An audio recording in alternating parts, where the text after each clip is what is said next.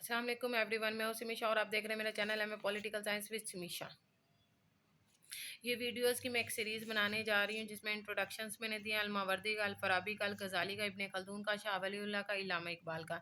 अब जो वीडियो बनेगी वो इल्लामा इकबाल पर बनेगी। इल्लामा इकबाल को सब जानते हैं, पाकिस्तान इंटरनेशनल लेवल पर हर कोई दुनिया का जानता है, लेकिन फिर भी मैं आप लोगों को पढ़ के सुना देती हूँ इनके इंट्रोडक्शन के हवाले से। 20वीं सदी ईस्वी में बहुत सी अजीम शख्सियात को तारीख के औराक में महफूज किया। इन अजीम शख्सियात में इल्लामा इकबाल एक अजीम मुफक्किर, शायर और सियासी नज़रियात की बदौलत एक बुलंद मर्तबा रखते हैं। मुसलमाना ने आलम और ख़ास तौर पर इस्लामिया ने हिंदुस्तान में इस्लामी फ़लसफ़ा फ़िक्र को उजागर करने में आपने अहम किरदार अदा किया। हिंदुस्तान के मुसलमानों में जज्बा का आज़ादी का जज्बा, नई मुस्लिम रियासत का तस्वुर पेश करने में आपको पाकिस्तान का कौमी शायर करार दिया। 17वीं सदी में कश्मीर खानदान कश्मीर छोड़कर पंजाब के शहर सियालकोट में आबाद हुआ। इसी खानदान में इल्लामा मोहम्मद इकबाल ने 9 नवंबर 1870 में जन्म लिया। इल्लामा इकबाल की ज़ात इल्म दानिश फ़िक्र अमल का मजमूआ थी। इसकी वजह से महज हुस्न इत्तफ़ाक़ नहीं था, बल्कि आपका ये फैज़ अपने नेक मंश और पाक सीरत वालिदैन से मिला। आपके वालिद शेख नूर मोहम्मद अपनी मुलाजमत में हराम कमाई का शाबा देखकर उसे छोड़ दिया और बकिया ज़िंदगी टोपियाँ सीकर हलाल रोज़ी वाली ज़िंदगी बसर की। यकीनन वालिदैन की पाक सीरत ज़िंदगी और हलाल कमाई की बदौलत इल्लामा इकबाल ने अपनी सारी ज़िंदगी एक मर्द मुसलमान और मर्द मोमिन की हैसियत से गुजारी। खैर, तालीमी ज़िंदगी में देख लेते हैं। इब्तिदाई तालीम कुरान मजीद से हासिल की, FA तालीम सियालकोट से हासिल की।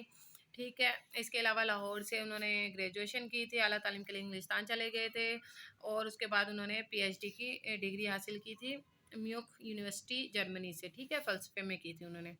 ये सारा हो गया। उन्होंने यूरोप की ज़िंदगी को कबूल ना किया तो वहाँ सिर्फ़ और सिर्फ क़याम किया था। क्या में इंग्लिस्तान के दौरान इस्लामी तसव्वुफ़, इस्लामी जमहूरियत इस्लाम और अक़ल इंसानी और इस्लामी तहज़ीब की यूरोप पर असरात के मौज़ू पर तकरीरें भी दी थी उन्होंने। ठीक है, अब सियासियात देख लेते हैं। आपको भी मालूम है 1940 में जो खुतबा इलाहाबाद हुआ था वो उन्होंने दिया था।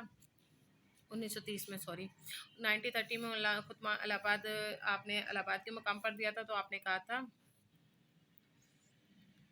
वहाँ पर पाकिस्तान के लिए एक अलग रियासत को हासिल करने के लिए आपने वहाँ पर बाकायदा एक खुतबा दिया था। ठीक है, इसके बाद ये आ जाते हैं इल्लामा इकबाल की। इल्लामा इकबाल की अशार बहुत ही ज़बरदस्त है, मुझे तो सारे आते हैं, आप लोग भी याद करें। मुझे ये बहुत अच्छा लगता है। खुद ही को कर बुलंद इतना कि हर तकदीर से पहले खुदा बंदे से खुद पूछे, बता तेरी रज़ा क्या है। हर लहजा है मोमिन की निशान नहीं आन, गुफ्तार में किरदार में अल्लाह की बुरहान। ये मुझे बहुत पसंद है, ये मुझे अच्छे से ज़ुबानी भी याद है। ठीक है, कहारियो गुफ़ारियो व क़ुद्दूस यो जबरूत, ये 4 अनासिर हैं तो बनता है मुसलमान। ये मुझे बहुत अच्छे से आता है।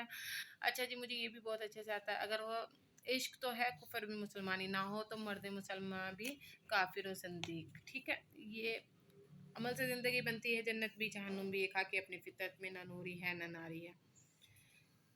तुंदी ये बात मुखालिफ से ना घबरा ए उकाब, ये तो चलती है तुझे ऊंचा उड़ाने के लिए। इंतहाई ज़बरदस्त पोइट्री है इल्लामा इकबाल के, मुझे बहुत अच्छे से याद है।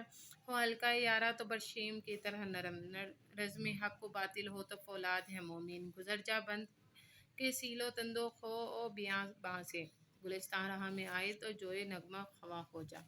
सॉरी, मुझे पोइट्री पढ़नी नहीं आती और मैं थोड़ा इस हवाले से सिर्फ आप लोगों को पढ़ने के लिए सुना रही थी। ठीक है, इंतहाई ज़बरदस्त ये शेर है। यहाँ से दरमियान से कोई अंदाज़ा कर सकता है उसके ज़ोरे बाजुओं का, निगाहें मर्द मोमिन से बदल जाती हैं तकदीरें। ये शेर इतना इम्पोर्टेंट है, इतना इम्पोर्टेंट है कि मैंने हर सवाल में इसको फिट किया है तकरीबन।